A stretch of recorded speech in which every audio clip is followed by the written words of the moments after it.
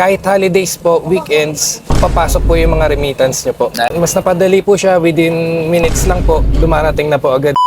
Gaano ka na po katagal dito sa Taiwan, sir? Bali 3 years po, pero mag 4 years na po Po 4 ako. years na kayo. Paano niyo po nakilala si Remitech EEC? Bali pumunta po ako dito sa EEC po, nag-inquire lang ako. Okay. Tapos in-introduce po sa akin ng isa sa mga staff niyo po. Kumusta po yung Remittance. experience niyo with Remitech EEC? Bali sa Remitech EEC po, mas napadali po siya kaysa doon sa previous application niyo po na EEC. matagal na kayong ano talaga? Opo, talaga sa EEC po ako. Okay. Ayan po, mas napadali po siya, within minutes lang po, dumarating na po agad sa papadala niya po sa pamilya niya Ilang po. padala ka ba, sir? Monthly lang po.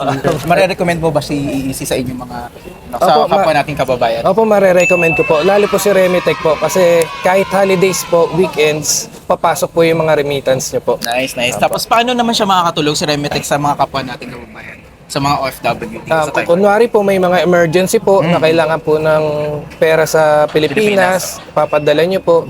Within minutes lang po, nandun na po agad. Hindi na po yung maghihintay pa po kayo ng kinabukasan o kaya ng pag weekends, tinamaan, kailangan hintay pa yung weekdays. Tsaka yung important dun, meron tayong physical store. Ayun Pwede po, niyong, maganda po. puntahan. Kung magkaroon problema po, pwede pong pumunta sa physical store. Yes, ayun. So, Mga OFW dito sa Taiwan, mare-recommend ko tong Remitech EEC para gamitin yung application kung gusto niyo magpadala sa mga pamilya niyo para mas mapadali, lalo sa mga emergency.